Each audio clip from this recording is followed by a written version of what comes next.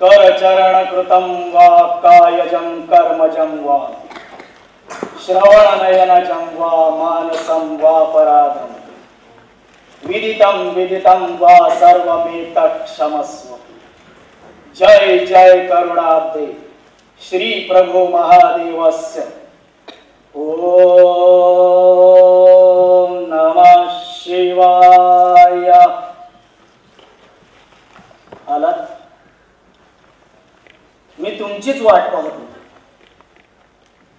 माझ्या काही शंका आहेत, त्याचं निरसन कराल? कदाचित आता तुम्हाला प्रश्न पडलास, मी कोण?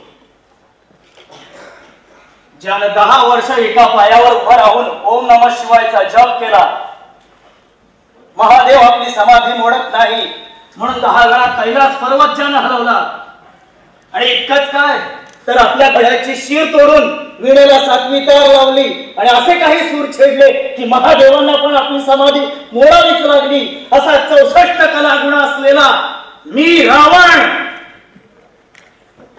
पण तुम्ही माझा धिक्कार का करता? हो, तुम्ही माझा धिक्कार करताय। माझा वध झाला होता, वध। मला अजूनही आठवतो तो दिवस। मी अस्त्र शस्त्र घेऊन सज्ज झालो युद्धासाठी। मंदोदरी औक्षण करण्यासाठी समोर आली, परंतु तिने माझं भयानक रूप पाहून तिच्या आरतीचं ताट खाली पडलं। ती करुणा भाकत मला म्हणाली, नका करू रामांशी युद्ध। मी म्हणालो, वेडी आहेस तू? अगं, वेदांचा अभ्यास केलेला प्रकांड पंडित आहे, ज्योतिष प्रवीण। राम जन्माआधीच मला माझा मृत्यू माहित आहे। पण जर मी रामांशी युद्ध केलं नाही तर राम किती शूर आहे हे भविष्यात लोकांना कसं कळणार? म्हणून रामाचं शूरत्व सिद्ध करण्यासाठी मला माझ्या प्राणाची आहुती द्यावीच लागेल। राम प्राणपणाने दडला, मीही एकाकी लढा देत होतो, परंतु गर्व आणि अहंकाराने तुडुंब भरलेले माझे डोळे रामाचा तो बाण पाहूच शकले नाही। पोटात प्रचंड कर उठली।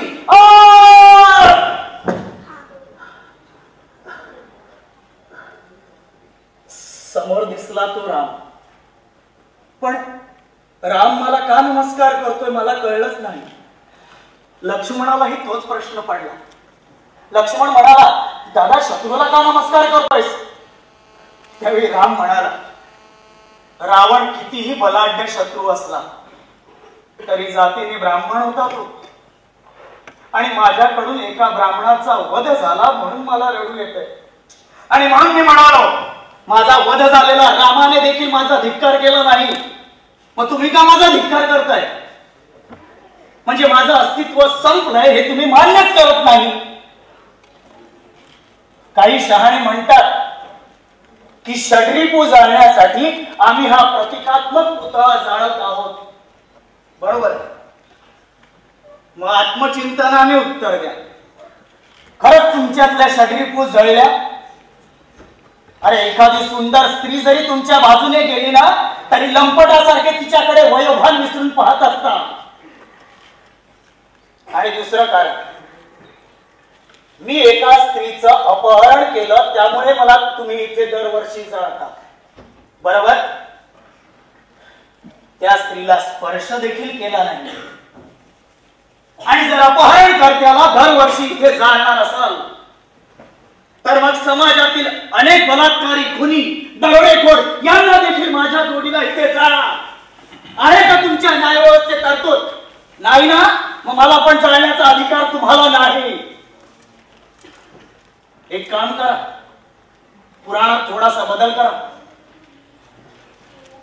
बलिर, व्यास, अश्वत्थामा, विभीषण, परशुराम, कृपाचार्य आणि 8वा चिरंजीव रावण, कारण तुम्ही मला दरवर्षी जाळणार।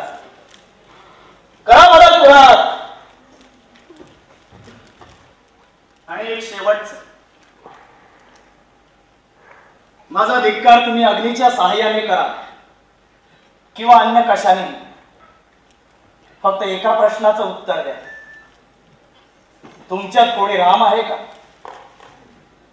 हो